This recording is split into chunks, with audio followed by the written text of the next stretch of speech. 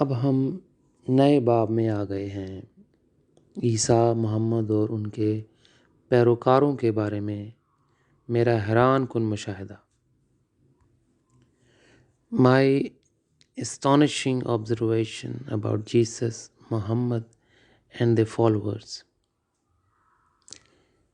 عیسیٰ اور محمد کے درمیان روحانی طور پر بہت سے تنازعات رونما ہو چکے ہیں۔ دنیا میں ان کے مذاہب قابیل اور حابیل کے مقام پر کھڑے ہیں۔ وہ روحانی دنیا میں ایک دوسرے کو دھکیل رہے ہیں۔ وہ بغیر تعاون کے آزادانہ طور پر خدا کی منشا پوری کرنا چاہتے ہیں۔ نہ صرف زمین پر بلکہ روحانی دنیا میں بھی اسلام اور عیسائیت کے درمیان بعض جنگیں ہوئیں۔ نتیجتاً شیطان نے اس پر فائدہ اٹھایا۔ اس نے ان عیسائی اور اسلامی جہانوں میں مزید الجھنیں اور تنزلی کی۔ مجھے ابھی دوسرے مذاہب کے بارے میں بات کرنے کی ضرورت نہیں ہے، کیونکہ وہ اتنے اہم نہیں ہیں۔ روحانی دنیا میں فرشتہ اور جن تخلیق بھی تقسیم ہیں، کچھ عیسائیت کی طرف اور کچھ اسلام کی طرف۔ مذہب کے بانی فردوس میں رہ رہے ہیں۔ میں فردوس کے جہانوں کو کم ترقی کے مراحل کہتا ہوں، جہاں مسلسل تبدیلی ہو رہی ہے۔ فرشتے اور دوسری مخلوقات فردوس کے جہانوں پر حکومت کر رہی ہے۔ اکثر میں فردوس کے مختلف جہانوں کا مشاہدہ کر سکتا ہوں، میں جہاں چند کہانیاں شیئر کرنا چاہتا ہوں۔ ایک دن میں محمد اور اس کے کچھ قریبی پیروکاروں کے ساتھ ایک ساتھ فردوس کے ایک جہان میں تھے۔ اچانک جن تخلیق نے اس جہان پر حملہ کیا۔ محمد اور اس کے پیروکاروں نے ان جن مخلوق پر بھی حملہ کیا۔ محمد کے پاس ایک روحانی جدید ٹیکنالوجی تھی جو فرشتوں نے اسے دی تھی۔ اس نے اسے جن مخلوق کے خلاف استعمال کیا۔ محمد اس ٹیکنالوجی سے ایک خاص دھند بنا سکتا ہے۔ جن مخلوق اس دھند کو سنبھال نہ سکے اور واپس اپنے جہانوں میں چلے گئے۔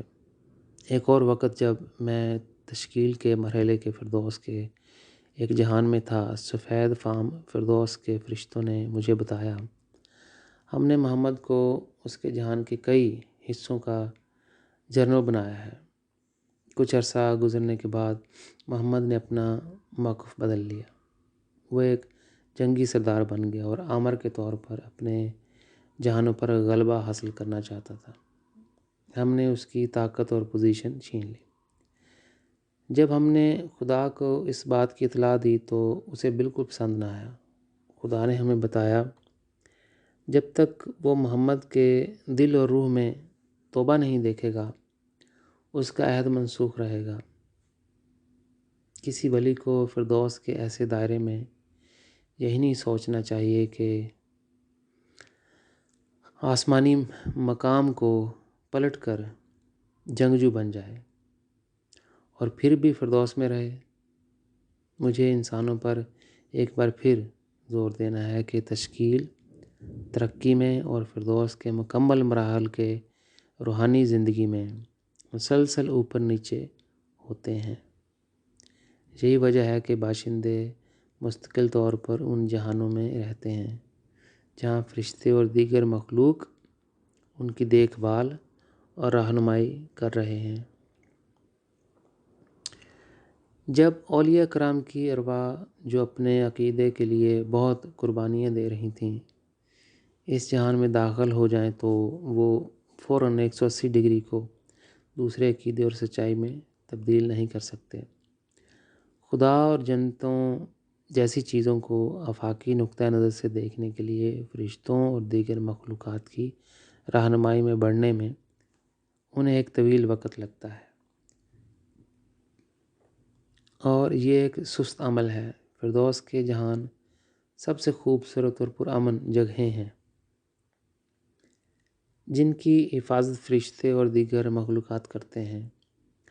سب کے باوجود اس کا یہ مطلب نہیں کہ فردوس میں کوئی غلطی نہیں ہو سکتی۔ صرف بالا جنتیں ہی وہ جگہیں ہیں جو براہ راست خدا کے زیر تسلط ہیں اور وہاں اس کا نور چمک رہا ہے۔ بالا جنتیں صوفیانہ مقامات ہیں جو خدا کی محبت اور ہم آہنگی پر مرکوز ہیں۔ جب اہل روح وہاں داخل ہوتے ہیں تو وہ سب کچھ بھول جاتے ہیں۔ ان کی گہری خواہش خدا کی محبت میں رہنے کے لیے حقیقی روح بننا ہے۔ اولیاء اور انبیاء جو فردوس کے مکمل مراحل میں رہ رہے ہیں، وقتاً فوقتاً جنتوں کی سیر کی سعادت حاصل کرتے ہیں۔ وہاں وہ اپنی روح کو شفا دے سکتے ہیں اور جنتوں کے رنگین پانیوں میں اپنی جہالت کو دھو سکتے ہیں۔ تاہم ایک خاص وقت کے بعد انہیں اپنے جہانوں کی طرف لوٹنا پڑتا ہے۔ وہاں انہیں مسلسل بڑھنا ہے جب تک کہ وہ خدا کے ساتھ ہمیشہ کے لیے رہنے کے اہل نہ ہو جائیں۔ میں نے اکثر دیکھا ہے کہ جب وہ جنتوں سے اپنے مستقل ٹھکانے پر واپس آئے تو ان کی آنکھیں آنسوؤں سے لبریز ہوتی ہیں اور ان کا دل ٹوٹ جاتا ہے۔ وقتاً فوقتاً فرشتے اور دیگر مخلوقات بھی انہیں نچلے جہان پر بھیجتے رہتے ہیں۔ وہاں ان کا کام ہے کہ وہ اپنے مذاہب اور اپنے عقیدے کی اعلیٰ سچائی کے اظہار کے مطابق اصلاح کریں۔ تھوڑی دیر کے بعد وہ نچلے جہان میں بہت مایوس اور نا امید ہو جاتے ہیں۔ ان کے اپنے مذاہب کے ماننے والوں کو مسلسل آسمانی رہنمائی دینے کی ہرگز خواہش نہیں ہے۔ یہاں تک کہ زمین پر بھی وہ ان کے ساتھ ایک ہی سطح پر اور ایک ہی عقیدے کے ساتھ رہ رہے تھے۔ جب انہیں فردوس میں واپس جانے کی اجازت ملی ہے تو انہیں لگتا ہے کہ وہ آسمان کی بادشاہت میں داخل ہو رہے ہیں۔ فردوس میں انہیں ان تمام بوجھوں سے نکلنے کے لیے ایک لمبا وقت درکار ہے جو وہ نچلے جہان میں گزرے ہوئے بوجھوں کی وجہ سے اٹھا رہے ہیں۔ فرشتوں کی آوازیں سب سے خوبصورت ہیں اور وہ فردوس میں خدا کے لیے اکثر نغمے گاتے ہیں۔ تمام اولیاء اس قدر جذباتی ہو جاتے ہیں کہ وہ اپنی ہستی اور ارواح کو ٹھیک کر سکتے ہیں۔ کم درمیانی غیر جانبدار جہان اور فردوس میں روحانی دنیا کی تقسیم جاری رہے گی جب تک خدا کی بادشاہت زمین پر خاطر خواہ حد تک قائم نہیں ہوگی۔ انسان ابلیس اور اس کی ابلیسی قوتوں سے کنجی کھو چکا ہے۔ وہ اپنے حقیقی گھر خدا کو بھول چکے ہیں۔ آدم سے لے کر آج تک بحالی کے عمل میں تمام انبیاء نے اس زمین پر خدا پر مرکوز مثالی دنیا کے بارے میں پیشین گوئی کی ہے۔ اگر ہم موت کے بعد کی زندگی میں یا امید کے الوداع کہنے اور تاریک جہانوں کے ہم پر حاوی ہونے سے پہلے اپنی ارواح کو بے حساب جہانوں کے بھنور میں کھونا نہیں چاہتے ہیں تو ہمیں خدا کے نبی کی آواز سننی ہوگی۔ پوری انسانی تاریخ میں خدا نے اپنے نبیوں کو ایک پل بنانے کے لیے بھیجا ہے جس سے انسان اندھیروں سے روشنی کی طرف آ سکتے ہیں۔ ان سب کے باوجود انسانی ذمہ داری کی تکمیل کے بغیر یہ خواب زمین پر شرمندہ تعبیر نہیں ہو سکتا۔ اس لیے دکھ، تکالیف، نحوست، حادثات اور ہر قسم کی بیماریاں زمین پر آتی رہیں گی۔ جب ہم روحانی دنیا میں داخل ہوتے ہیں تو ہم اپنی ارواح میں ایسی تاریکی لے جاتے ہیں جس سے الجھن اور عدم تحفظ پیدا ہوتا ہے اور ان خوفناک جہانوں میں انتہائی زوال کا باعث بنتا ہے۔ مثلاً میں خدا کا نبی ہوں، خدا کی نظر میں اس کا ہمیشہ رہنے والا دل ہوں، میں زمین پر اس کے دل کی نمائندگی کرنے کے لیے اتنی ترقی پر پہنچ گیا ہوں، انتہائی ترقی پر پہنچ گیا ہوں۔ تاہم میں نے اپنے پچھلے 40 سالوں میں جو بھی کوشش کی وہ انسانی جہالت کی وجہ سے بے نتیجہ رہی، نہ کہ خدا کی آواز پر لبیک کہا جاتا۔ بنی نوع انسان کو چاہیے کہ وہ زمین پر رہتے ہوئے خدا کے نبیوں کی مدد کریں۔ یہ میرے لیے انتہائی افسوسناک صورتحال ہے، کیونکہ یہ وہ مقام ہے جہاں ماضی میں بہت سے انبیاء کرام نے خدا کی رضا کے لیے اپنا مشن ترک کر دیا ہے، اور آخر کار انسانوں کو ہی نقصان پہنچا۔ انہیں روحانی زندگی میں بہت زیادہ معاوضہ ادا کرنا پڑا۔ میں نہیں جانتا کہ میں دوسرے انبیاء سے مختلف ہوں یا میں اس صورتحال کو خدا کی نظر سے دیکھتا ہوں۔ میرے لیے اگر آپ بنی نوع انسان کو اپنے خاندان کے طور پر دیکھ سکتے ہیں تو ایک زندگی خدا سے محبت کرنے اور انسانوں کی مدد کرنے کے لیے کافی نہیں ہے۔ میں اپنی زندگی کے آخری دن اور اپنی آخری سانس تک انسانوں کو خدا کی آواز پہ لبیک کہنے کی ترغیب دینے کے لیے ہر ممکن کوشش کروں گا۔ تب زمین پر اور روحانی جہانوں میں تمام مصائب اور درد بالکل ختم ہو سکتے ہیں۔ اپنی زندگی میں اگر میں انسانی ضمیر کو اس بیداری تک پہنچا سکتا ہوں کہ انسان اپنے ٹوٹے ہوئے پلوں کی مرمت کر سکے اور خدا کی محبت میں گرنے کے لیے اپنے گہرے اڈوں کو تلاش کر سکے، تو خدا کی بادشاہی دوبارہ ہاتھ میں ہے۔ خدا ہم سب کو گلے لگانے کے لیے زمین پر رہنا چاہتا ہے۔ مختلف مذاہب کے مذہبی لوگ ہمیشہ مجھ سے یہ بحث کرتے ہیں کہ ان کے بانی عیسیٰ، محمد یا بدھ کی طرح اپنے مومنوں کو اٹھانے کے لیے واپس آئیں گے۔ عیسیٰ، محمد، بدھ اور دیگر تمام انبیاء ایک طویل عرصے سے روحانی دنیا میں رہ رہے ہیں۔ وہ اپنی ترقی کے مطابق مختلف جہانوں میں رہ رہے ہیں۔ اعلیٰ جہانوں میں داخل ہونے کے لیے انہیں مسلسل بڑھنا پڑتا ہے۔ انسان اہم نہیں بلکہ خدا کی منشا اہم ہے۔ اس لیے ہمارے موجود وقت میں خدا نے مجھے اپنی منشا پوری کرنے کے لیے چنا ہے۔ مجھے بنی نوع انسان کو واپس لانا ہے کہ وہ زمین اور روحانی زندگی میں ہمیشہ کے لیے خدا کے ساتھ خوشی کا تجربہ کر سکیں۔ بہت سے عیسائی جہانوں میں نے دیکھا کہ ارواح عیسیٰ کو نہیں پہچانتی ہیں۔ زمین پر ان عیسائیوں کو یقین تھا کہ وہ اپنے خداوند کو پہچان لیں گے۔ ایک موقع پر میں نے عیسیٰ کو 3 فرشتوں کے ساتھ فردوس کے ایک جہان میں دیکھا۔ عیسیٰ کو چکر آنے لگے اور وہ مشکل سے اپنے پیروں پر کھڑا ہو سکا۔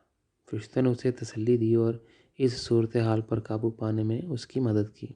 میں ان فرشتوں کے پاس گیا اور ان سے پوچھا کہ اسے کیا ہے۔ انہوں نے جواب دیا، وہ ایک اونچے جہان سے واپس آیا ہے۔ خدا اس کے ساتھ بہت سخت تھا۔ اسے چکر آ رہے ہیں کیونکہ یہ اسے برداشت نہیں کر سکتا تھا۔ پہلے تو میں یہ جاننا چاہتا تھا کہ خدا اس کے ساتھ اتنا سخت کیوں ہے، لیکن پھر سوچا کہ نہ جاننا بہتر ہے۔ جب میں نے اس جہان کو چھوڑنا چاہا تو میں نے بہت عجیب چیز دیکھی۔ میں نے وہاں ابلیس کو دیکھا جو اب شیطان ہے۔ وہ کھڑا کھڑا عیسیٰ کو دور سے دیکھ رہا تھا۔ میں اس کے پاس گیا اور پوچھا، تم یہاں کیا کر رہے ہو؟ تمہیں اتنے محفوظ جہان میں آنے کی اجازت کس نے دی؟ مجھے جواب دینے کی بجائے ابلیس نے مجھ سے کہا، میں تم سے کہتا ہوں عیسیٰ بھی نافرمان ہے۔ بہت سے مواقع پر اس نے خدا کی پیروی نہیں کی۔ اگر تم مجھ پر یقین نہیں کرتے تو اپنی روشنی سے فرشتوں کے پاس واپس جاؤ جو اسے تسلی دے رہے ہیں۔ وہ تمہیں بتائیں گے کہ میں صحیح ہوں۔ اس نے مجھے شرمسار کیا۔ میں ان فرشتوں کے پاس واپس گیا اور اس سے پہلے کہ میں کچھ بول پاتا فرشتوں میں سے ایک نے مجھ سے کہا، ہاں ابلیس ٹھیک کہہ رہا ہے، تاہم وہ صرف اس وقت سچ بولتا ہے جب اسے اس کی ضرورت ہوتی ہے۔ خدا عیسیٰ کے ساتھ بہت سخت تھا کیونکہ اسے پہلے ہی اسے بعض چیزوں کو پورا کرنے کے لیے کئی بار یاد دلانا پڑا تھا۔ عیسیٰ کے لیے یہ کرنا بہت مشکل ہے۔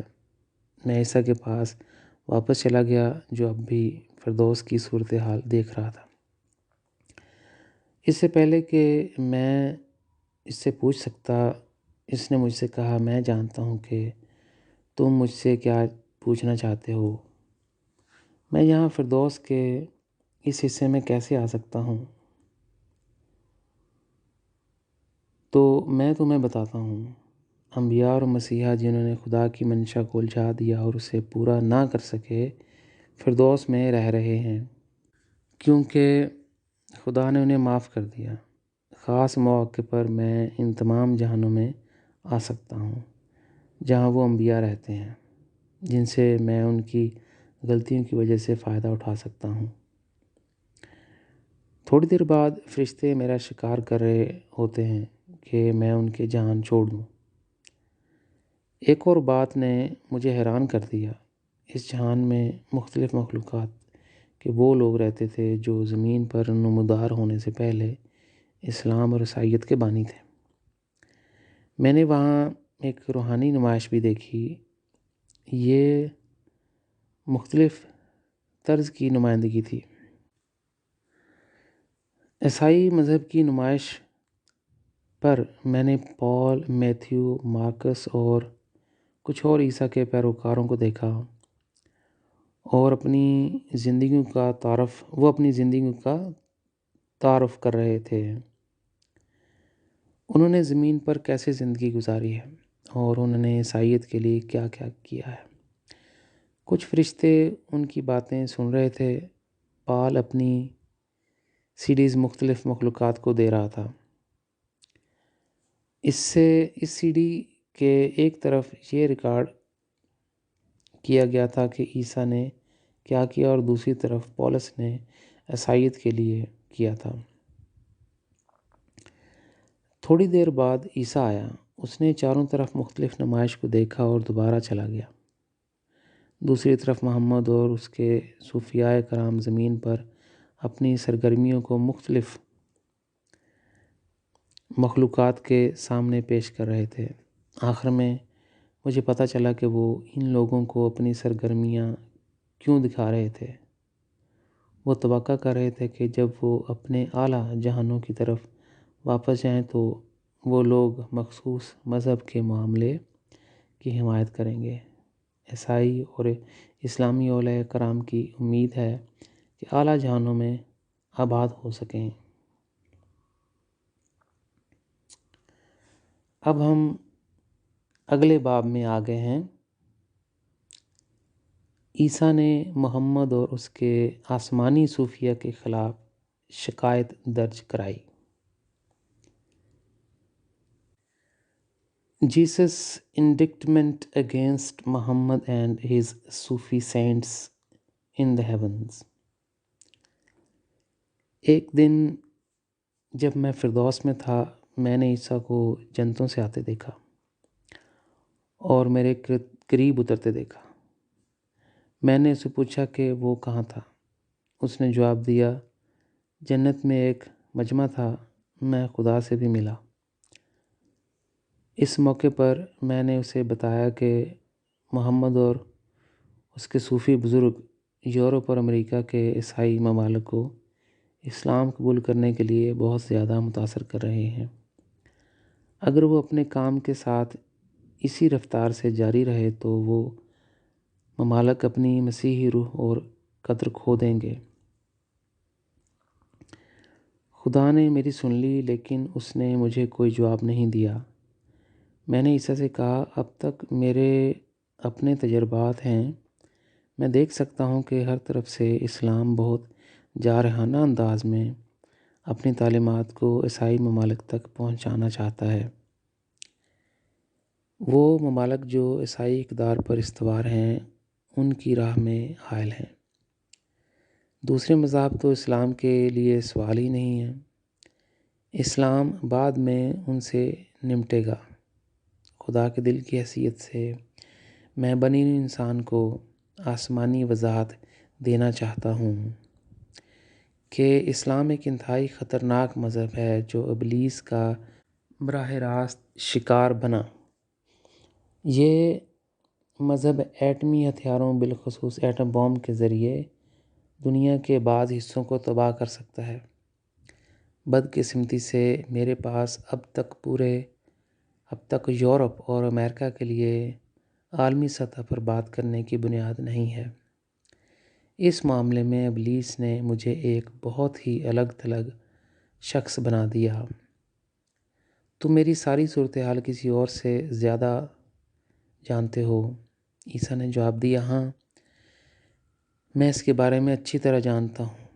کئی بار جب میں تمہارے حالات کے بارے میں سوچتا ہوں تو تم پچھلے 40 سالوں میں جس دور سے گزرے ہو اور آج تک بریک تھرو نہیں حاصل کر سکے تو میری آنکھوں میں صرف آنسو آ جاتے ہیں۔ تمہاری دگرگوں حالت کی وجہ سے مجھے تم پر بہت ترس آتا ہے۔ تاہم خدا تمہارے لیے ایک عظیم آسمانی دروازہ کھول دے گا جس سے تم بنی نوع انسان کے لیے خدا کے مکاشفات لا سکتے ہو۔ آسمانی ہوا تمہارے لیے خدا کی طرف سے تمہارا پیغام پوری دنیا میں پھیلانے کے لیے چلائے گی۔ انسانی تاریخ میں پہلی بار بنی نوع انسان اپنے پیارے خدا کو گہرے طریقے سے جانیں گے۔ میں نے اس سے کہا، اس طرح سے ہر ایک انسان کے دل میں آگ جلے گی۔ آگ جہاں خدا کی محبت کی علامت ہے۔ آگ انسانوں کے دلوں میں شمع کی طرح روشن ہوگی اور ان کے جسم کا ہر خلیہ خدا کی محبت میں مبتلا ہوگا۔ اس کی تکمیل میری محبت کا لازوال انعام ہوگا۔ میں کتنا خوش ہوں گا کیونکہ میری تمام خواہشات زمین پر پوری ہو گئی ہیں۔ دراصل میں خدا کو اتنا خوش کرنا چاہتا ہوں کہ اپنی پوری ابدی زندگی میں جب بھی خدا مجھ سے ملے میں خدا کی آنکھوں میں ایک زبردست چمکتی ہوئی محبت دیکھ سکوں۔ ابدی زندگی میں میری کوئی دوسری خواہش نہیں ہے۔ اپنی مشن کی زندگی کے آغاز میں میری خواہش تھی کہ خدا ایک بار میرا ہاتھ پکڑے اور مجھے گلے لگائے۔ یہ خواہش بہت پہلے پوری ہوئی تھی۔ خدا نے مجھے اتنی بار گلے لگایا اور ہر بار مجھے پہلی بار کی طرح لگا۔ میں مزید کچھ نہ بول سکا کیونکہ میری محبت اور اداسی ایک مقام پر مل رہے تھے۔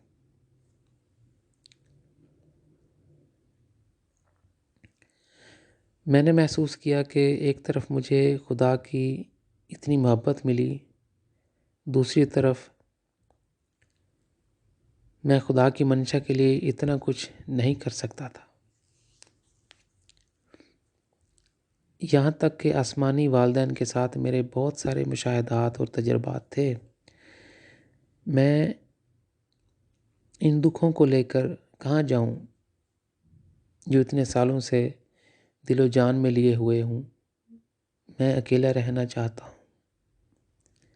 میں اڑنے جا رہا تھا جب عیسیٰ نے مجھے روکا۔ اس نے میرا ہاتھ تھاما اور مجھے فردوس میں اپنے ساتھ تھوڑی سیر کرنے کو کہا۔ تھوڑی دیر بعد اس نے مجھ سے بات کی، میں جانتا ہوں کہ تمہارے دکھ خدا کے لیے بہت گہرے ہیں۔ ہمارے آسمانی والدین کے لیے تمہاری محبت کو الفاظ میں بیان نہیں کیا جا سکتا۔ میں جانتا ہوں کہ اس موضوع کے بارے میں تم سے پوچھنے کا یہ مناسب وقت نہیں ہے۔ میں تمہارے دکھوں کی موجودگی کو بہت شدت سے محسوس کر سکتا ہوں، لیکن یہ بہت اہم ہے اور ہمارا وقت ختم ہو رہا ہے۔ میں نے جواب دیا، ابھی تو مجھ پر بہت زیادہ دباؤ ہے، کیونکہ میں اپنے دل میں دکھوں اور محبتوں کو لے کر جا رہا ہوں۔ دراصل میں اکیلا رہنا چاہتا ہوں، لیکن اگر یہ اتنا ضروری ہے تو کوئی بات نہیں، تم بات کر سکتے ہو۔ عیسیٰ نے مجھ سے کہا، ہندو مذہب ایک بے دین مذہب ہے۔ ہندو دوبارہ جنم کے فلسفے کو مضبوط عیسائی ممالک پر اثر انداز ہونے کے لیے استعمال کر رہے ہیں۔ ایسا لگتا ہے کہ مستقبل قریب میں ہندو گروہ غیر متشدد طریقے سے میری بائبل چھین لیں گے۔ ان کا فلسفہ بائبل سے زیادہ جوابات دے سکتا ہے، یہاں تک کہ وہ جوابات درست نہیں ہیں۔ ہندو مت ایک اور سونامی ہے جو عیسائی اقدار کو نگل جائے گا۔ میں نے اس سے کہا، کاش تم نے 2000 سال پہلے علامتوں میں بات نہ کی ہوتی۔ اگر تم خدا کے انکشافات کے بارے میں براہ راست بات کرتے تو نہ تو اسلام اور ہندو مت اور نہ ہی بدھ مت بائبل کو چھین سکتے تھے۔ خدا کے بیٹے کی حیثیت سے تم وہ اہم شخص تھے جسے خدا کے بارے میں پہلے کسی نبی سے زیادہ بات کرنی چاہیے تھی۔ اب اس وقت کو نہ تم واپس لا سکتے ہو اور نہ میں۔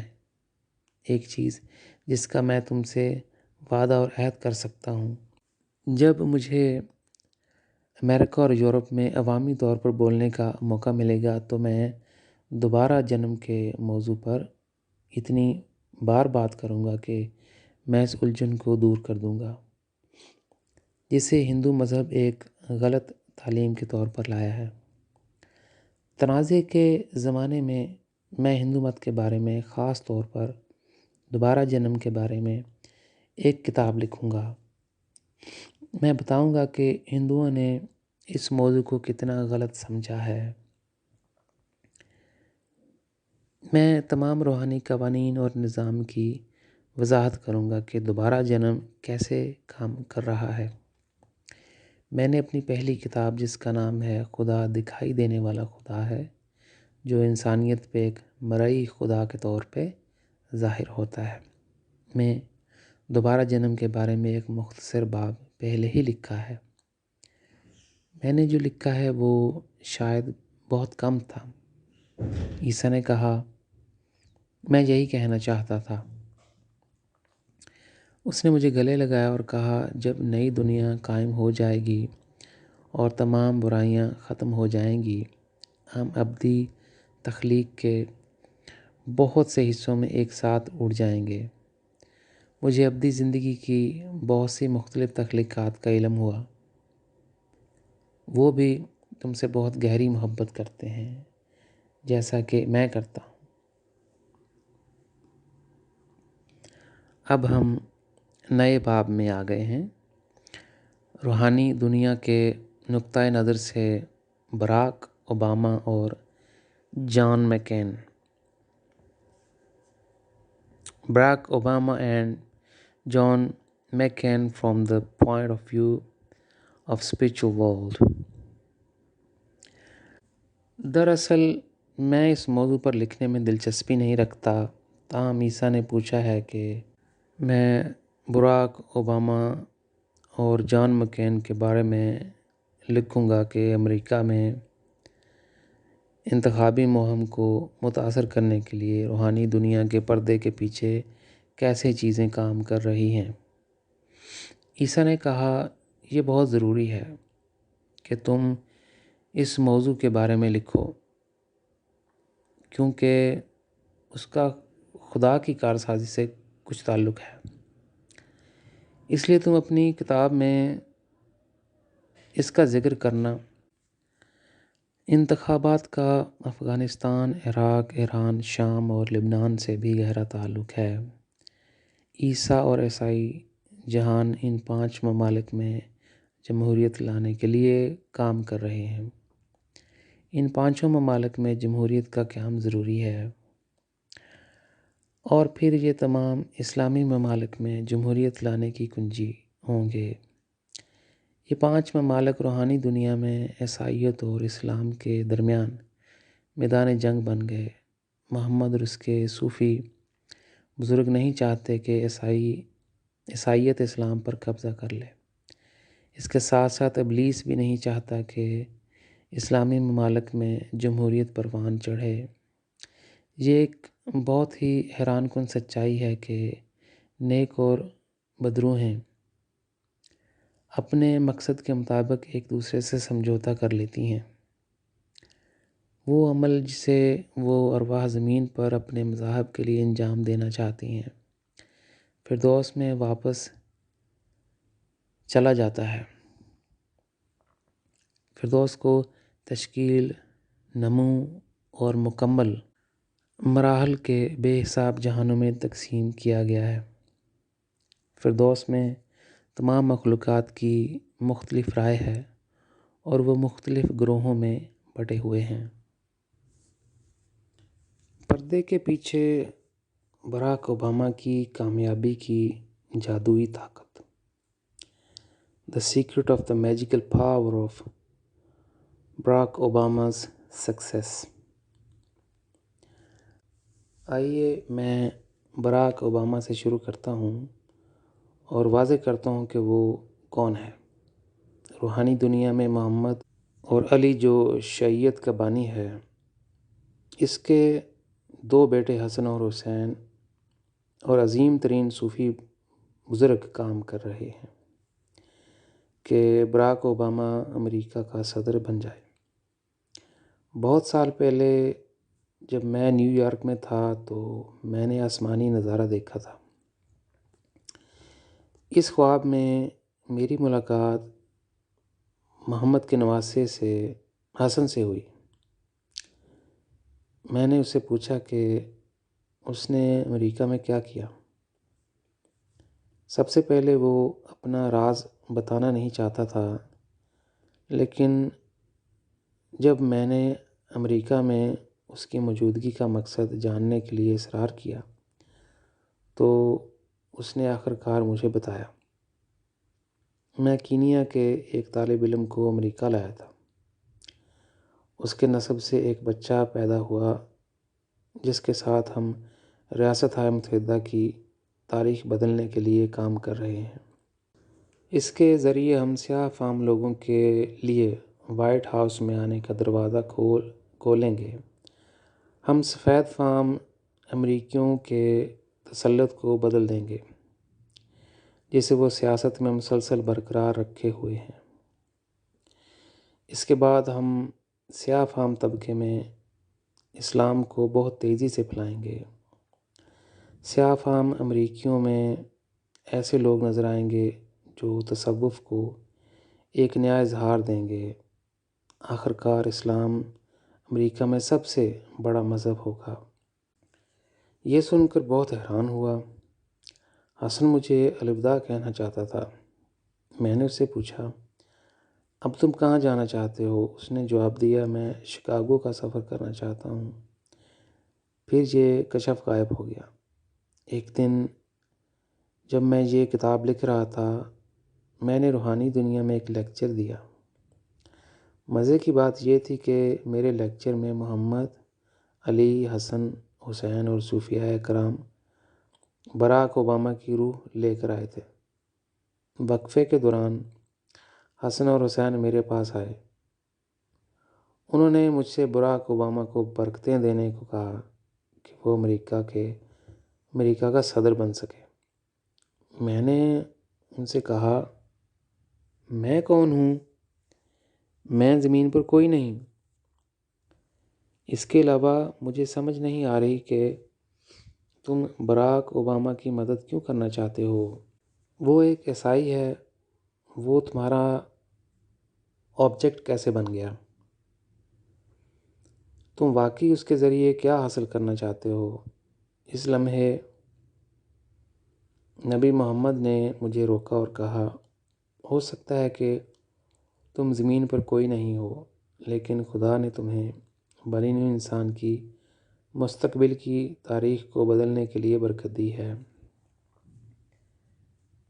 7 نسلوں سے براک اوباما کا خاندان ہم سے گہرا تعلق رکھتا ہے۔ اس سے کوئی فرق نہیں پڑتا کہ وہ اب عیسائی ہے۔ ہم اسے اپنے مقصد تک پہنچنے کے لیے متاثر کر سکتے ہیں۔ میں نے اس سے پوچھا، تم اس کے ذریعے کون سا مقصد حاصل کرنا چاہتے ہو؟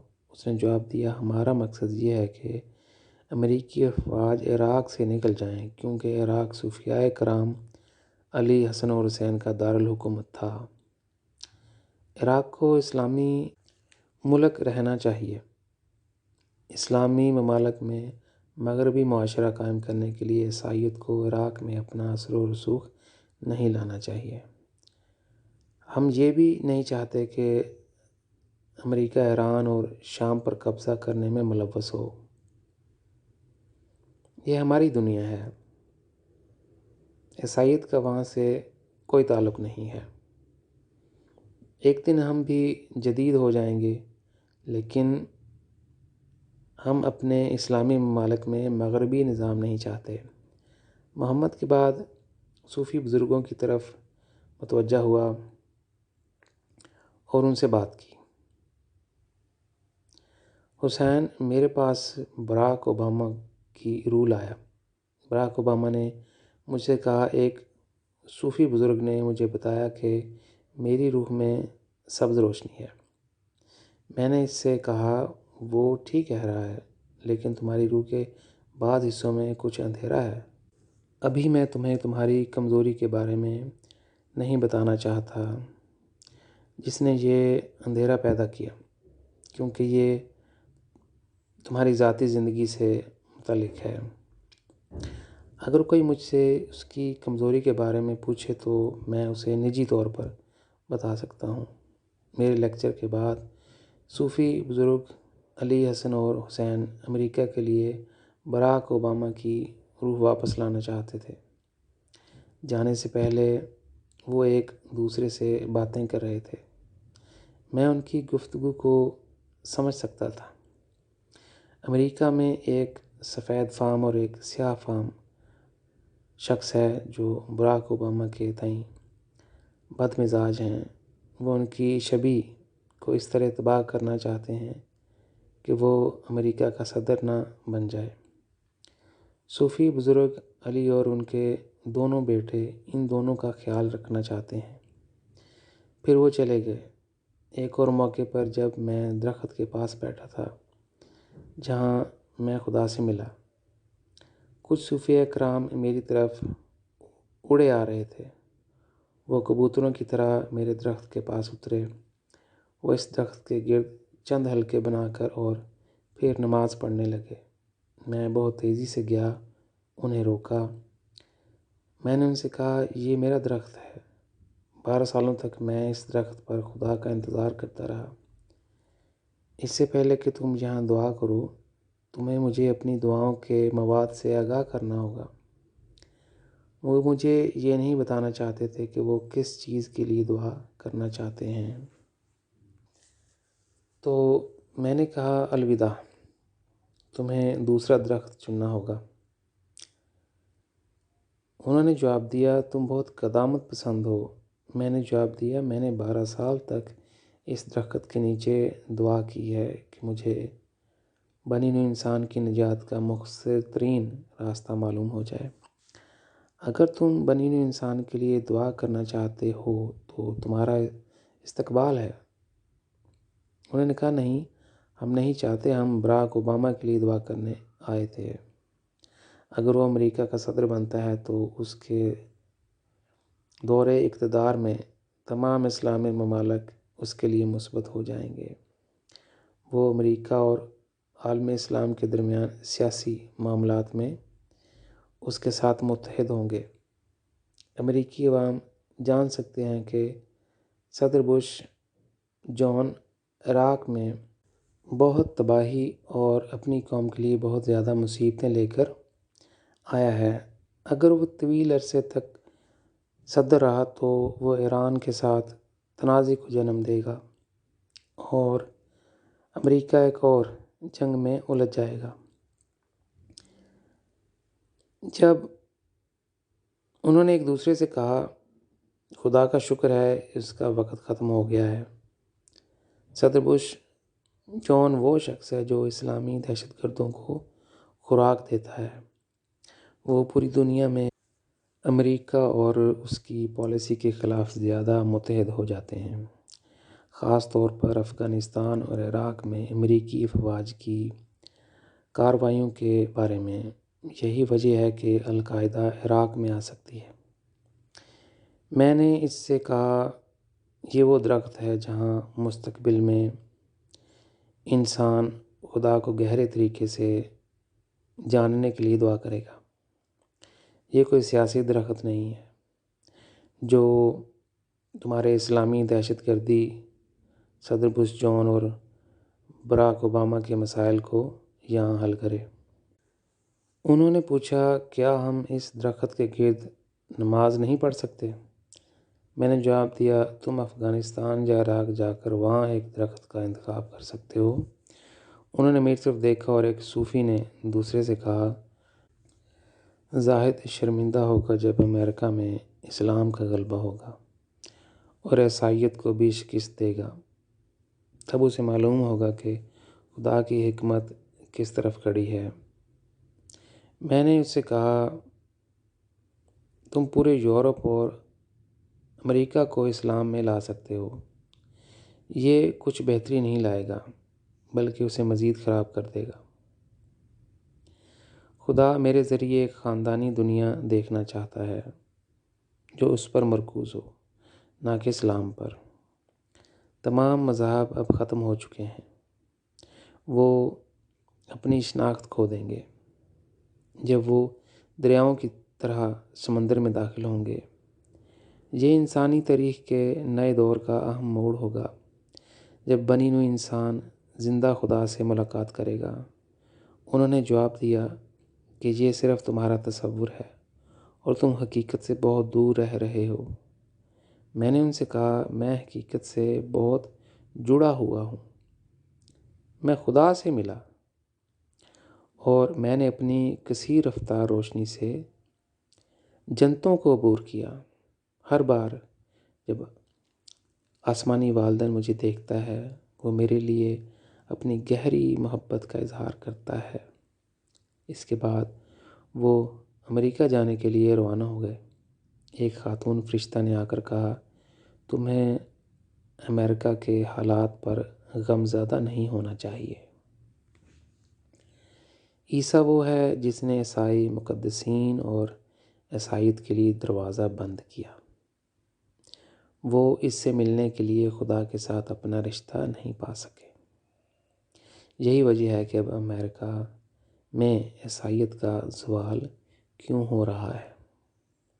ایک اور رات جب میں جنگل میں اپنے درخت کے پاس نماز پڑھ رہا تھا، میری روح میرے جسم سے چلی گئی۔ میں نے امریکہ کی کئی ریاستوں میں پرواز کی اور میں پہچان سکتا تھا کہ اسلام امریکہ میں سب سے بڑا مذہب ہے۔ اسلام نے تصوف کی ایک نئی شکل اختیار کر لی تھی۔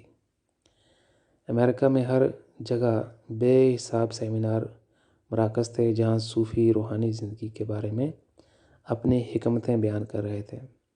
روایتی اسلام نہیں تھا، لیکن 180 ڈگری بدل گیا تھا۔ تصوف کا مقصد صوفیانہ اور خدا میں خوش ہونا تھا۔ دوسری طرف میں عیسائیت کے زوال کو دیکھ سکتا تھا۔ کسی نہ کسی طرح تصوف اسلام کی شکل میں پورے امریکہ میں پھیل گیا، یعنی اسلام نے ایک نئے مذہب کو جنم دیا۔ میں دیکھ سکتا تھا کہ جب براک اوباما صدر بنا تو سیاہ فام مسلمانوں کے لیے امریکہ کی سیاست میں کردار ادا کرنے کا دروازہ کھلا تھا۔ سیاہ فام امریکی وائٹ ہاؤس اور امریکہ کے سیاسی معاملات میں اہم کردار ادا کر رہے تھے۔ جرم اتنا زیادہ تھا کہ کوئی اس کا تصور نہیں کر سکتا۔ امن و امان صرف ایک تصور تھا۔ میں واشنگٹن ڈی سی میں اترا جہاں بہت سے صوفی جن کے پاس روشنی تھی میرے استقبال کے لیے کھڑے تھے۔ انہوں نے مجھے گلے لگایا اور کہا، دیکھو، ہم نے امریکہ میں ایک پتھر سے 2 پرندے مارے۔ براک اوباما کے ذریعے ہم نے وائٹ ہاؤس میں سفید فام سیاستدانوں کے تسلط کا خاتمہ کیا اور اسلام کو امریکہ میں سب سے مضبوط عنصر بنا دیا۔ براک اوباما اس سے بے خبر ہے، لیکن روحانی دنیا میں وہ ہم سے تعلق رکھتا ہے۔ میں نے ان سے کہا، تم نے کچھ اچھا نہیں کیا۔ امریکہ قابیل اور حابیل کے نظریے کے درمیان میدان جنگ بن گیا۔ صرف شیطان نے فائدہ اٹھا کر امریکہ میں انتہائی جرائم کا اضافہ کیا۔ زمین پر تمہاری زندگی کے دوران خدا نے تمہاری دنیا کو تبدیل کرنے کا موقع دیا، لیکن تم خاموش رہنے اور بنی نوع انسان ساتھیوں پر خدا کی سچائی ظاہر نہ کر کے اسلام میں واپس آ گئے۔ اب تم نے پرانی اور نئی شراب کو ملا کر امریکہ میں ایک اور اسلام لے آئے۔ تم نے حالات کو اس طرح الجھا دیا کہ نہ تم آگے آ سکے اور نہ ہی عیسائیت۔ تم نے خدا کی منشا کو روکا جسے تم مذہب کے پنجرے میں نہیں رکھ سکتے۔ اس کے بعد میں واپس آ گیا۔ میں نے آسمانی والدین سے اس درخت کے نیچے دعا کی جہاں میں ملا تھا، یہ کہ امریکہ میں ایسی صورتحال نظر نہیں آئے گی۔ بنی نوع انسان کو مختصر ترین راستے پر اسے براہ راست جاننا چاہیے۔ ایسا نہیں ہونا چاہیے کہ اس طرح کی الجھنیں اور جدوجہد امریکیوں کے لیے ناقابل احتساب بہمر پیدا کر دیں۔ میں نے خدا کی منتخب مرکزی قوم کے طور پر جرمنی کے لیے بھی دعا کی، یورپ اور دنیا کو روشنی دے سکے۔ میں نے خصوصی طور پر دعا کی کہ جرمنی یورپ کی حفاظت کر سکے اور خدا کے بارے میں جو نئے انکشافات اس نے مجھے دیے ہیں، جرمنی، یورپ اور دنیا میں کافی حد تک اس کا ادراک ہو سکے۔ نماز کے بعد میں نے ایک نظارہ دیکھا۔ میں پاکستان، ایران، افغانستان، عراق، شام اور لبنان پر پرواز کر رہا تھا۔ میں ایسی جگہوں پر اترا جہاں القاعدہ اور اسلامی دہشت گرد منصوبہ بنا رہے تھے کہ امریکی فوج کو کیسے سنبھالا جائے اور اسے عراق میں کیسے نکالا جائے۔ میں نے سنا ہے کہ وہ ایک دوسرے سے کہہ رہے تھے کہ اگر براک اوباما امریکہ کا صدر بن گیا تو وہ اپنی دہشت گردانہ کارروائیاں کم کر دیں گے۔ اپنے دور اقتدار کے دوران وہ اپنے آپ کو اگلے صدر کے لیے تیار کرنا چاہتے تھے جو ان کی زمین پر قبضہ کرنے کے لیے آئے گا۔ کچھ دوسرے دہشت گردوں نے کہا، اگر جان مکین امریکہ کا صدر بنتا ہے تو امریکی افواج اور امریکہ کے خلاف اپنی دہشت گردانہ کارروائیوں میں انتہائی اضافہ کریں گے۔ ہم انگلستان اور امریکہ کی تباہی کا منصوبہ بنائیں گے۔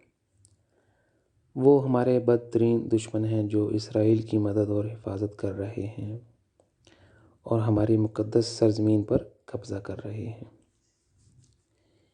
ان کی باتیں سن کر مجھے پتہ چلا کہ وہ میکسیکو اور امریکہ کے لیے اپنے تباہ کن منصوبے کی تکمیل کے لیے استعمال کرنا چاہتے ہیں۔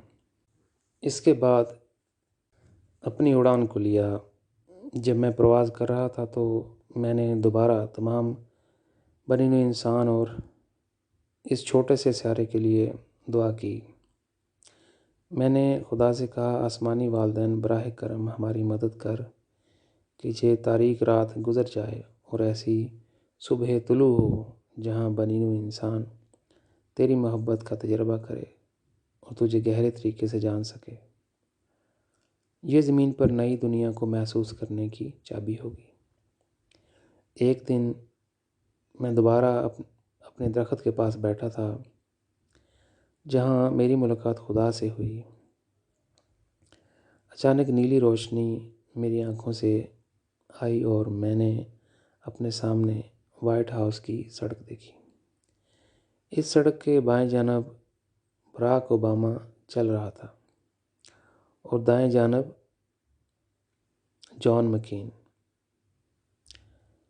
میں نے دیکھا کہ براک اوباما وائٹ ہاؤس کے جان مکین سے زیادہ قریب تھا۔ وہ اتنا قریب تھا کہ تقریباً اس میں داخل ہو سکتا تھا۔ اچانک اروا کے دو گروہ آئے، دائیں طرف عیسائی اروا تھیں اور جان مکین کی طرف کی مدد کرنا چاہتی تھیں۔ بائیں جانب مسلمان اروا اور صوفی بزرگ تھے جو براک اوباما کی مدد کرنا چاہتے تھے۔ دور سے بائیں طرف محمد اور دائیں طرف عیسیٰ اس منظر کو دیکھ رہے تھے۔ اچانک عیسائی اروا نے وائٹ ہاؤس کے سامنے سڑک کا آخری حصہ تباہ کر دیا۔ یہ تقریباً 6 میٹر نیچے چلا گیا۔ صوفی بزرگوں نے براک اوباما کے وائٹ ہاؤس میں ایک عارضی پل بنانے کی کوشش کی۔ پل کے دوسری طرف وائٹ ہاؤس سے ذرا پہلے ہلری کلنٹن کئی خواتین کے ساتھ اکٹھے کھڑی تھیں۔ وہ یہ منظر دیکھ رہے تھے۔ ہلری کلنٹن اس بات پر بہت دکھی اور مایوس تھی کہ وہ امریکہ کے صدر نہیں بن سکی۔ پورے دل سے وہ براک اوباما کے سامنے آنے میں مدد کرنے کے لیے اپنا ہاتھ دینے کے لیے متاثر نہیں ہوئی۔ تاہم اس نے امریکہ کی خاطر ایک اعلیٰ مقصد کے لیے اپنے جذبات پر قابو پا لیا۔ ایک بے لوث طریقے سے وہ براک اوباما کو اوپر کھینچنے کے لیے اپنا ہاتھ دینا چاہتی تھی۔ میں نے دیکھا کہ براک اوباما کے ہاتھ چھوٹے ہو گئے اور ہلری کلنٹن کا فاصلہ بڑا ہو گیا۔ اس ویژن کے دوران میں نے دیکھا کہ براک اوباما ذاتی وجوہات کی بنا پر ہلری کلنٹن کے ساتھ وائٹ ہاؤس میں داخل ہونے کے لیے اپنا ہاتھ نہیں دینا چاہتا تھا۔ ہلری کلنٹن کے آس پاس کی تمام خواتین براک اوباما کے خلاف ناراض تھیں اور جذباتی طور پر مجروح ہوئیں۔ انہوں نے اسے پیچھے دھکیل دیا اور اسے ٹوٹی ہوئی سڑک پر رہنا پڑا اور اوپر آنے کی بہت کوشش کی۔ تاہم وہ جان مکین کو وائٹ ہاؤس میں داخل ہونے میں مدد کرنے کی کوشش کر رہے تھے۔ اس واقعے کو دیکھ کر مجھے بہت دکھ ہوا۔ میں عیسیٰ کے پاس اٹھ گیا اور اس سے پوچھا، کیا ہو رہا ہے؟ میری سمجھ میں نہیں آتا۔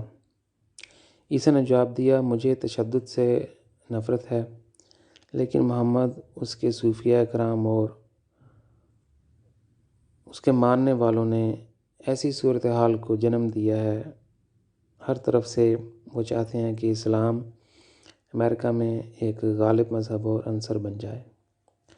وہ براک اوباما کو اپنے خواب کی تعبیر کے لیے چابی کے طور پر استعمال کر رہے ہیں۔ وہ اپنے آباء و اجداد کے ذریعے ان سے جڑا ہوا ہے۔ اب میں جو تمہیں بتانے جا رہا ہوں وہ تمہارے لیے بہت ناگوار ہوگا۔ جان مکین براک اوباما سے بہتر صدر نہیں ہے۔ ہم اسے صرف اس لیے ترجیح دیتے ہیں کہ وہ مسلسل کام کرے گا اور اس وقت تک لڑے گا جب تک کہ اسلامی عنصر مکمل طور پر ختم نہیں ہو جاتا۔ اس خاص کام کے لیے ہمیں کم از کم اگلے 4 سے 8 سالوں کے لیے جان مکین جیسے شخص کی ضرورت ہے۔ میری سمجھ میں نہیں آیا۔ میں عیسیٰ کو چھوڑ کر محمد کے پاس چلا گیا۔ میں نے اس سے پوچھا، ہو سکتا ہے کہ تم مجھے بتا سکو کہ اس میدان جنگ میں عیسائیوں اور مسلمانوں کے درمیان کیا چل رہا ہے؟ اس سڑک کو کیوں گرنا پڑا؟ محمد نے جواب دیا، عیسائی جمہوریت، امن اور آزادی پر یقین رکھتے ہیں، لیکن ایک ایک کر کے وہ میرے ملکوں پر تشدد کے طریقے سے قبضہ کر رہے ہیں۔ وہ چاہتے ہیں کہ اسلامی ممالک اپنی روح، ثقافت اور روایت کو مکمل طور پر کھو دیں اور ان کی طرح مغرب زدہ ہو جائیں۔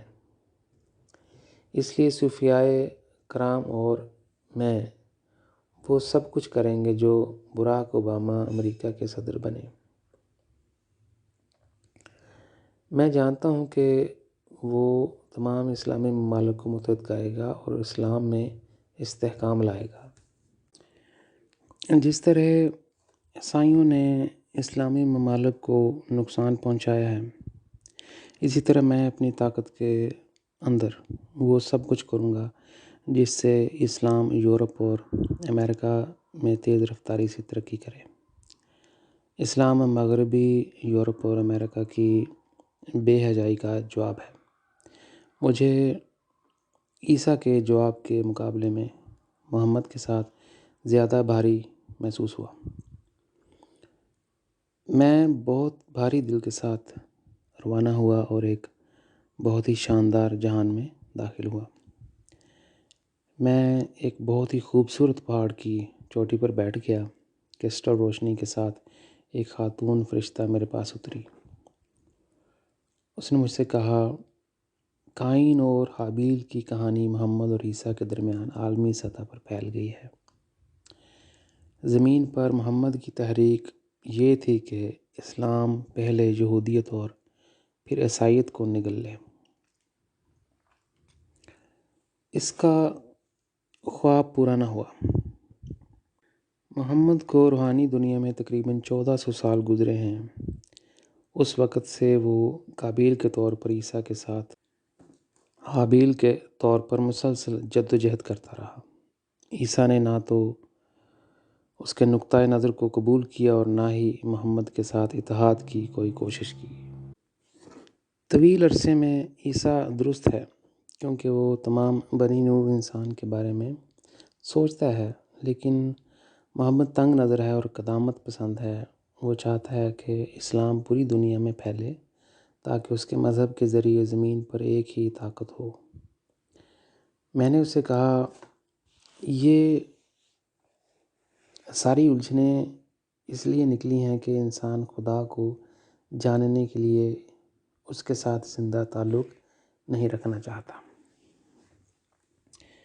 خدا نے مجھ سے بات کی ہے کہ تمام مذاہب ختم ہو گئے ہیں اور اب اس پر مرکوز ایک خاندانی دنیا شروع ہوگی۔ جنتیں خدا کی دنیا کے لیے دنیا بھر میں ماحول بنانے کے لیے عیسائیت کو ایک بنیاد کے طور پر استعمال رہی ہیں۔ جب تک میں زمین پر زندہ رہوں گا، میں اپنے انکشافات کے ذریعے بنی نوع انسان کی مسلسل رہنمائی کرتا رہوں گا۔ میں انسانوں کی مدد کروں گا کہ وہ چیزوں کو اس طرح دیکھیں جیسے خدا انہیں دیکھتا ہے۔ اپنے روحانی سفر میں بھی ایک ایسی دنیا میں داخل ہوا جہاں گرے ہوئے فرشتے رہ رہے تھے۔ کسی نہ کسی طرح وہ رومانوی بے اثر تھے، بے ضرر تھے۔ وہ بات چیت کر سکتے تھے۔ جب وہ شراب پی رہے تھے تو روحانی موضوعات کے بارے میں ایک دوسرے کے ساتھ بہت بہتر تھے۔ اس کے علاوہ چند اسلامی اولیاء بھی وہاں مقیم تھے۔ ان کے جہانوں کے بعض حصوں میں انہیں منشیات کے مسائل تھے۔ میرا دماغ یورپ چلا گیا اور پوچھا، اتنے مسلمان یورپی ممالک میں منشیات بیچنے کی کوشش کیوں کرتے ہیں؟ یہ مسلمان عیسائی دنیا کے نوجوان مردوں اور عورتوں کو اپنے غیر قانونی کاروبار میں شامل کرتے ہیں کیونکہ وہ ان پر منحصر ہیں۔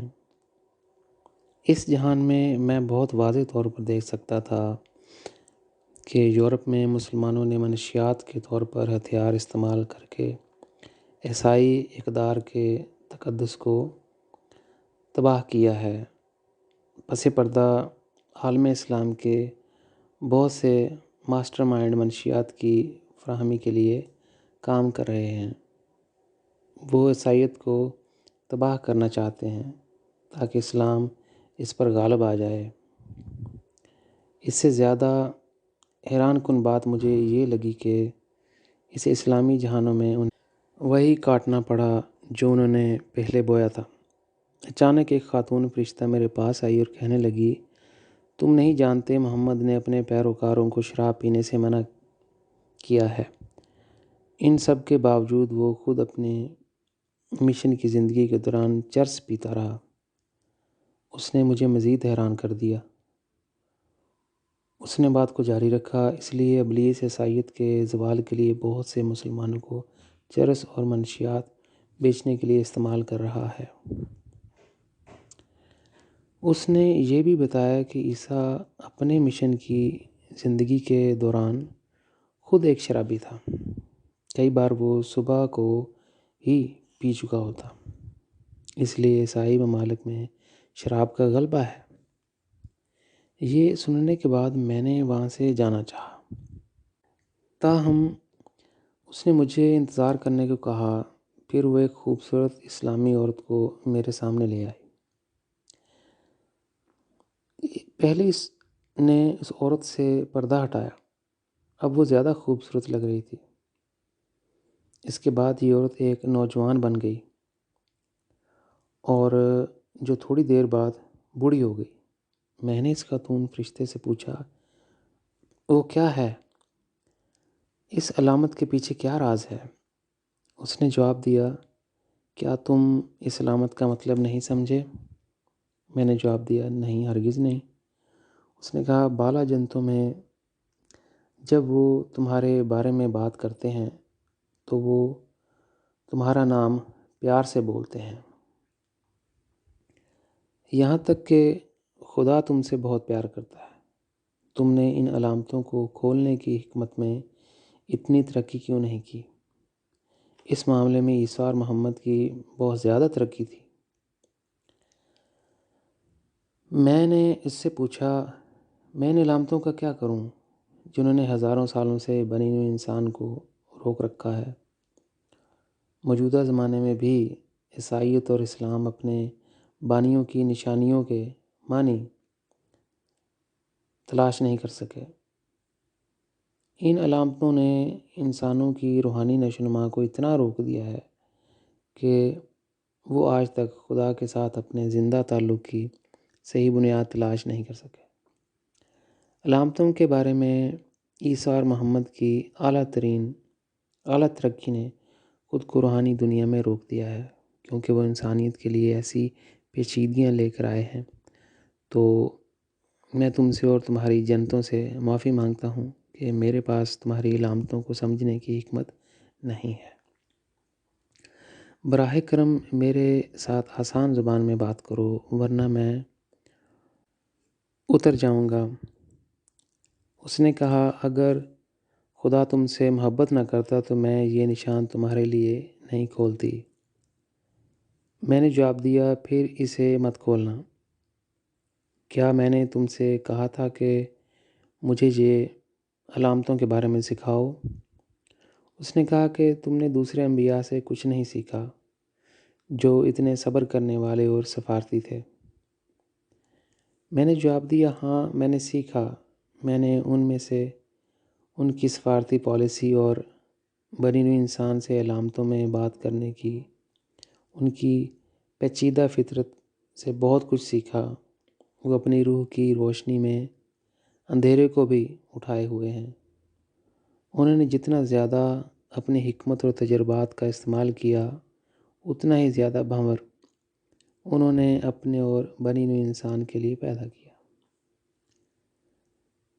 اس نے کچھ دیر میری طرف دیکھا، اس سے پہلے کہ اس نے کہا، میں تم سے بحث نہیں کرنا چاہتی۔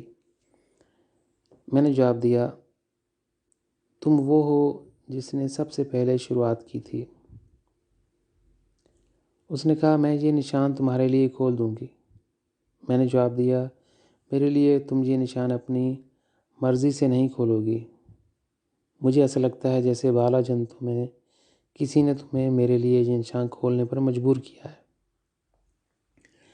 اس نے جواب دیا، جو بھی ہے، اس خوبصورت اسلامی عورت، جب میں نے اس کا پردہ ہٹایا تو وہ مزید خوبصورت لگ رہی تھی۔ اس کا مطلب یہ ہے کہ ایک طویل عرصے سے خواتین عالم اسلام میں اپنی منفرد قدر تلاش کرنے کے لیے مشکلات کا شکار تھیں، لیکن وہ اس کا مقابلہ نہیں کر سکیں۔ ہمارے موجودہ دور میں جدید دنیا کی ترقی سے ہم آہنگ ہونے کے لیے پردے نے اسلامی خواتین کی ترقی کو بہت زیادہ روک دیا۔ تمہاری رہنمائی سے وہ کامیاب ہوں گی۔ بعد میں یہ خوبصورت اسلامی عورت مرد بن گئی۔ اس کا مطلب ہے کہ مستقبل میں ایک ایسا وقت آئے گا جب مسلم خواتین کو اسلامی مردوں سے زیادہ حقوق حاصل ہوں گے۔ یہ سچ ہے، تمہارے موجودہ دور میں بھی اس کا امکان نظر نہیں آتا۔ تمہاری رہنمائی سے یہ دروازہ ان کے لیے کامیابی کے ساتھ کھلے گا۔ مرد کے بوڑھے ہونے کا مطلب یہ ہے کہ اسلامی خواتین اپنی حکمت کے عروج تک پہنچ جائیں گی۔ وہ اسلامی مردوں اور دنیا کے لیے مستقبل کی رہنما ہوں گی۔ یہ تمہارے وقت پر شروع ہوگا، کیونکہ تم سنگ بنیاد ہو۔ تمہارے ذریعے اسلامی خواتین معاشرے میں اپنا کردار ادا کر سکتی ہیں۔ میں نے اس سے کہا، بہت شکریہ، میں سب کچھ لکھ لوں گا۔ اس کے اڑنے سے پہلے اس نے کہا، میں تمہیں کچھ اور بتانا چاہتی ہوں۔ خدا کے نقطہ نظر سے تم سے محبت کرنا بہت مشکل ہے۔ میں نے اس سے کہا، اسی لیے میں 40 سال اکیلا تھا۔ تم اتنے پریشان کیوں ہو؟ اس نے مجھے کوئی جواب نہیں دیا اور اڑ گئی۔ میں نے اتارنا چاہا، لیکن میں نے دور سے دیکھا کہ محمد میری طرف آ رہا ہے۔ میں نے ارد گرد نظر دوڑائی تو براک اوباما کو اپنے پیچھے کھڑا دیکھا۔ میں دیکھ سکتا تھا کہ اس کی روح اتنی نہیں بڑھی ہے کہ روحانی زندگی میں آزاد ہو۔ محمد نے آ کر مجھے سلام کیا۔ ہم سیر کے لیے گئے۔ میں ان کے درمیان چل پڑا۔ محمد نے براک اوباما سے سخت آواز میں بات کی، بہت غور سے سنو، میں تم سے کیا کہنا چاہتا ہوں۔ براک اوباما نے اس سے کہا، جی سر۔ محمد نے کہا، پوری اسلامی دنیا تم سے ریاستہائے متحدہ کا صدر بنانے میں مدد کے لیے متحرک ہے۔ اگر تم اسلامی لوگوں کے خوابوں پر توجہ دو گے تو تم ان کے صدر بھی ہوگے۔ وہ تمہارا اس طرح استقبال کریں گے جس طرح برلن میں کئی سو لوگوں نے تمہارا استقبال کیا تھا۔ اگر تم ان کے مسائل حل کرو گے تو تمام اسلامی ممالک تم سے محبت کریں گے۔ تم تاریخ میں واحد صدر رہو گے جسے دنیا کے بیشتر حصوں سے لوگوں نے عزت اور محبت دی ہے۔ اسلامی ممالک کے مسائل پر توجہ دے کر تم اسلامی رہنماؤں کو ان کے حل کے لیے متحرک کر سکتے ہو۔ جب وہ تمہارے ساتھ متحد ہو جائیں تو اسلامی دہشت گردوں کی سرگرمیوں کو ختم کیا جا سکتا ہے۔ اسرائیل اور فلسطین خود ان کے ممالک کے درمیان تنازع کا مسئلہ حل نہیں کر سکتے۔ تمہیں ایک اسلامی کانفرنس منعقد کرنی ہوگی اور تمام اسلامی رہنماؤں کو ایک لازوال حل تلاش کرنے کی دعوت دینا ہوگی۔ مشرق وسطیٰ کے امیر ممالک کی افواج کو اسرائیل اور فلسطین کے درمیان سرزمین پر امن برقرار رکھنے کے لیے بہت بڑا کردار ادا کرنا چاہیے۔ تب ہی یہ مسئلہ حل ہو سکتا ہے۔ اسلامی ممالک کو فخر ہوگا کہ انہوں نے اسرائیل اور فلسطین کا حل خود تلاش کر لیا ہے۔ محمد نے براک اوباما سے پوچھا، کیا تم نے میری باتوں پر توجہ دی؟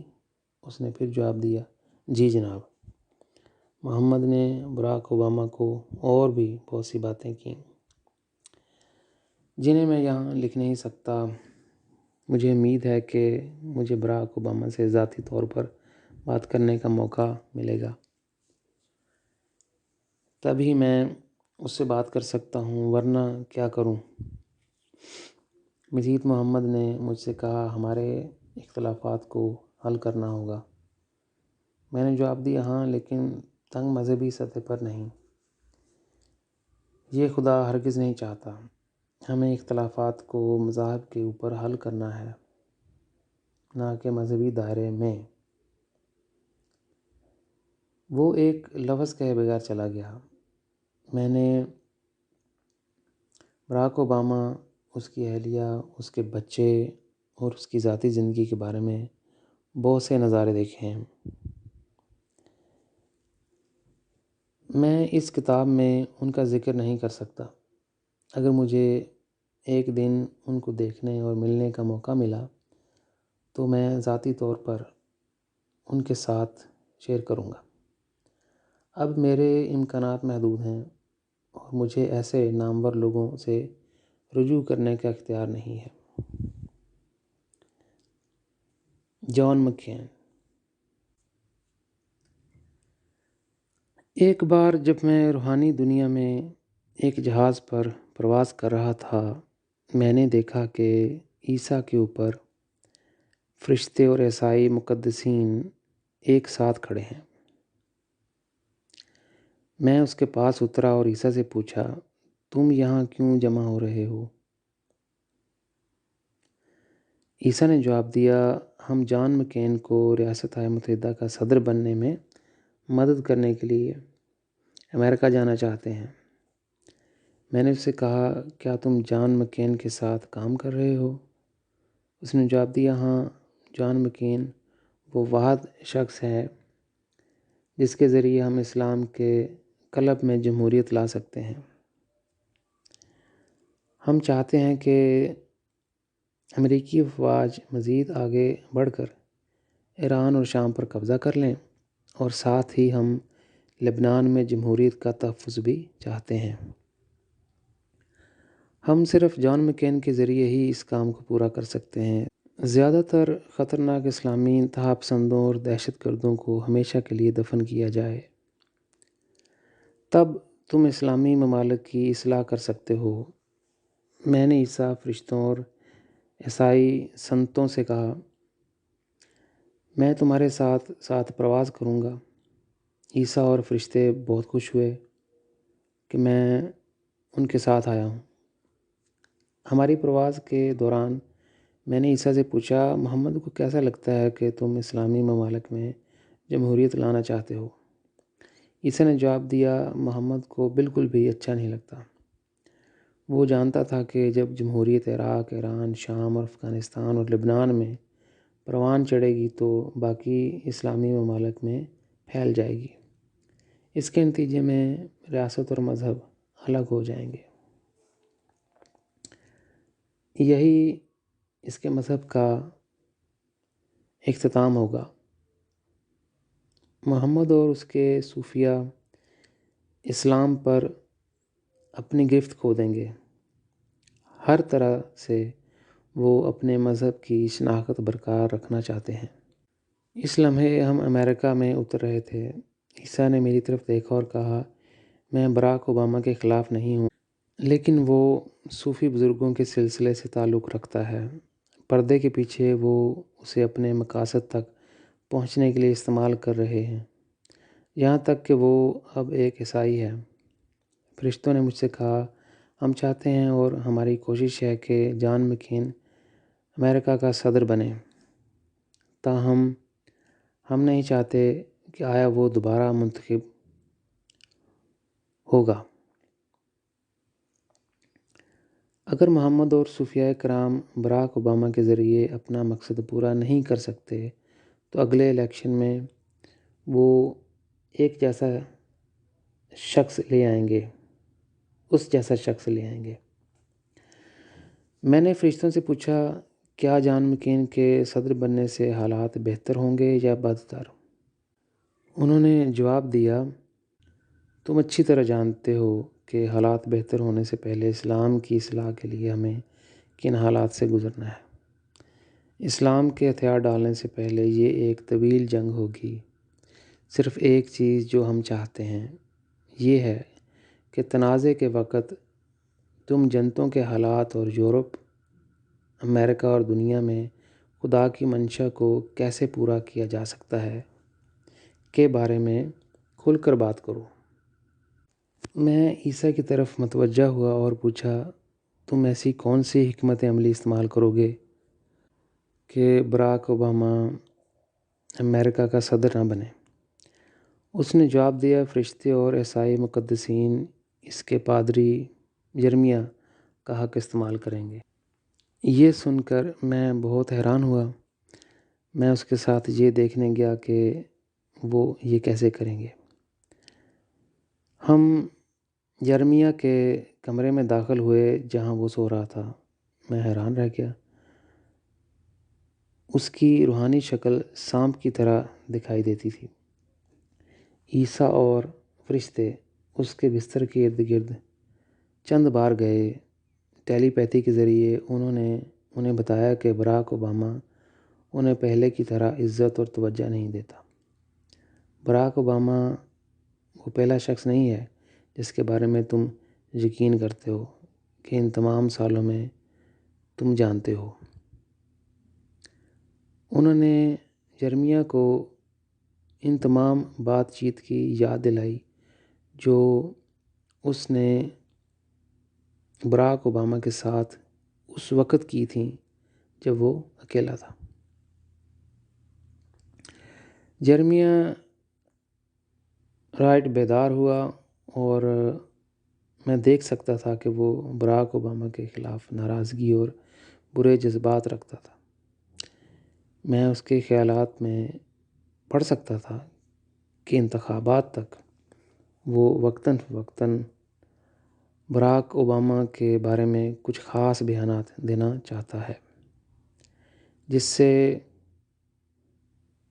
اس کی شبیہ کو اتنا نقصان پہنچے گا کہ لوگ آخرکار جان مکین کو اپنا ووٹ دینے کا فیصلہ کریں گے۔ میں نے عیسیٰ سے کہا، دراصل یہ منصفانہ نہیں ہے۔ عیسیٰ نے کہا، اس وقت ہمارے پاس کوئی اور چارہ نہیں ہے۔ جیسا کہ تم جانتے ہو کہ اسلامی سونامی کو روکنا میرا بنیادی مقصد ہے، ورنہ عیسائیت اپنی قدر اور جڑیں کھو دے گی۔ میں نے اسے کہا،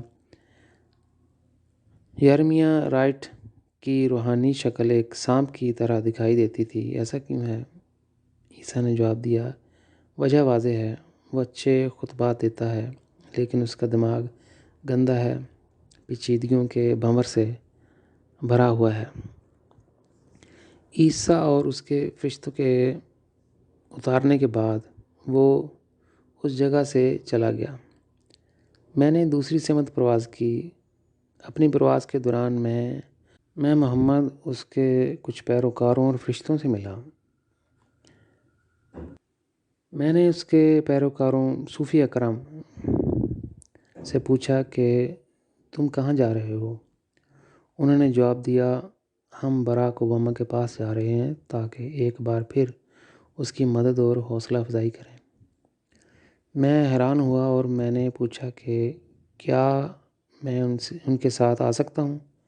وہ مان گئے اور ہم براک اوباما کے پاس گئے۔ جب ہم اس کے گھر میں داخل ہوئے تو وہ باتھ روم کی کھڑکی کے سامنے کھڑا تھا۔ وہ اپنا غسل خانہ چھوڑ کر اس بستر پر لیٹ گیا۔ سب سے پہلے اس نے اپنی بیوی اور بچوں کے بارے میں سوچا اور پھر اس کے خیالات یرمیہ رائٹ کی طرف گئے۔ اس کا دماغ اس میں پھنس گیا کیونکہ اس کے بیانات نے اس کی انتخابی مہم کی کوششوں کو تباہ کیا اور اس کی شبیہ کو نقصان پہنچایا، یعنی اس کے امیج کو نقصان پہنچایا۔ میں کچھ بات چیت دیکھ سکتا تھا جو اس نے یرمیہ رائٹ کے ساتھ اس کی روح میں کی تھی۔ اس بات چیت میں وہ سیاہ فام لوگوں پر سفید فاموں کے غلبے کے بارے میں ایک جیسی سمت اور سمجھ رکھتے تھے۔ محمد اور اس کے صوفی بزرگ اس کے بستر کے ارد گرد گئے اور اسے یرمیہ رائٹ سے فاصلہ رکھنے اور خود کو الگ کرنے کی ترغیب دینے کی کوشش کی۔ میں پہچان سکتا ہوں کہ براک اوباما کے ماضی میں یرمیہ رائٹ اور اس کے چرچ کے ساتھ بہت گہرے جذبات تھے۔ وہ اس کی بیوی کے پاس بھی گئے۔ وہ اس کی بیوی کو حوصلہ افزائی کرنا چاہتے تھے کہ وہ اپنے شوہر کے ساتھ مل کر یرمیہ رائٹ سے علیحدگی کا اعلان کرے، جو اس کی پرواہ نہیں کرتا اور اس کی انتخابی مہم کو تباہ کرنا چاہتا ہے۔ اس کے بعد میں چلا گیا۔ جب میری روح میرے جسم میں واپس آئی تو میں نے جنتوں کی آواز سنی۔ اب قابیل اور حابیل کا مسئلہ اسلام اور عیسائیت کی کشمکش میں عالمی سطح پر پہنچ چکا ہے۔ تاہم آسمانی والدین تمہارے لیے ایسا دروازہ کھول دے گا کہ تمہارے ذریعے یہ مذہب کا زمانہ ختم ہو جائے گا اور ہمارے پیارے آسمانی باپ پر مرکوز ایک خاندانی دنیا شروع ہو جائے گی۔ آسمان کی یہ بات سن کر میں اپنے آپ کو تھام نہ سکا۔ تھوڑی دیر کے لیے میں نے بنی نوع انسان کے لیے بہت سے آنسو شیئر کیے اور یہ کہ خدا مجھے ایسی دنیا دیکھنے کا موقع دے۔ میں صبح تک سو نہیں سکتا تھا۔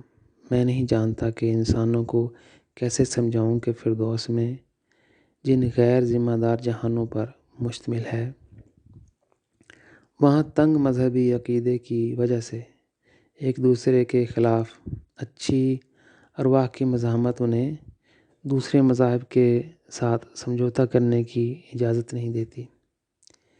اسی لیے فردوس کے بنیادی ترقی اور مکمل مراحل کے تمام جہانوں میں بہت سی روحانی رکاوٹیں ہیں۔ ان تمام مراحل میں مختلف شخصیات اور پہچان والی ارواح بڑھ رہی ہیں۔ جنتیں وہ جگہیں ہیں جہاں آپ کو ان تمام تنازعات سے الگ ہونا پڑتا ہے۔ اگر کوئی اس موضوع کے بارے میں مزید تفصیلات جاننا چاہتا ہے تو اسے میری پہلی کتاب، جس کا نام ہے خدا دکھائی دینے والا خدا ہے، جو انسانیت پہ ایک مرئی خدا کے طور پر ظاہر ہوتا ہے، کو پڑھنا ہوگا۔ سچی بات یہ ہے کہ تمام مذاہب فرشتوں کی دنیا سے متاثر ہوئے ہیں تاکہ بنی نوع انسان کی ترقی ہو۔ ایک عام مرحلے میں کیونکہ انسان گر چکے ہیں، وہ اپنی قدر کھو چکے ہیں اور انہیں بہت نچلے جہانوں میں رہنا پڑتا ہے۔ اب ہم آخری ایام میں رہ رہے ہیں اور مذاہب خدا کی منشا کو روک رہے ہیں۔ مذاہب کا دور، جو کہ تنگ نظری اور اندھے عقیدے کا زمانہ تھا، اب گزر جانا ہے۔ نئی دنیا مذاہب اور ان کے بانیوں پر مرکوز نہیں ہوگی، بلکہ یہ خدا کے ساتھ زندہ تعلق پر مرکوز ہوگی۔ یہی وہ بنیادی وجہ ہے کہ جس کی وجہ سے خدا نے بنی نوع انسان اور کائنات کے بہت سے حصوں میں مختلف مخلوقات کو تخلیق کیا۔ ذاتی طور پر میں عیسیٰ کے درمیان تنازعات سے کوئی لینا دینا نہیں چاہتا اور محمد، تاہم کسی نہ کسی طرح یہ نسبتاً خدا کی کارسازی کے ساتھ منسلک ہے۔ امریکہ واحد مسیحی ملک ہے جسے دنیا کو درست سمت میں لانے کے لیے استعمال کیا جا سکتا ہے۔ اگر امریکی سیاستدان انصاف پسند لوگ بن جائیں۔ در حقیقت میں یہ بھی نہیں چاہتا کہ صدر بش جان مکین کی شکل میں تیسری بار صدر بنے۔ یہ منصفانہ ہوگا کہ اگر براک اوباما امریکہ کا صدر بن کر سفید فام سیاستدانوں کے تسلط کو بدل دے، جس پر وہ پہلے ہی اتنے عرصے سے فائز ہے۔ بلا شبہ ہم سب خدا کے بچے ہیں، لیکن یہ انسانی ذمہ داری ہے کہ ہم زیادہ سے زیادہ کوشش کریں کہ ہم یہ دن دیکھ سکیں جہاں ہم گورے، کالے، پیلے، بھورے لوگ نہیں بلکہ خدا کے بچے ہوں گے۔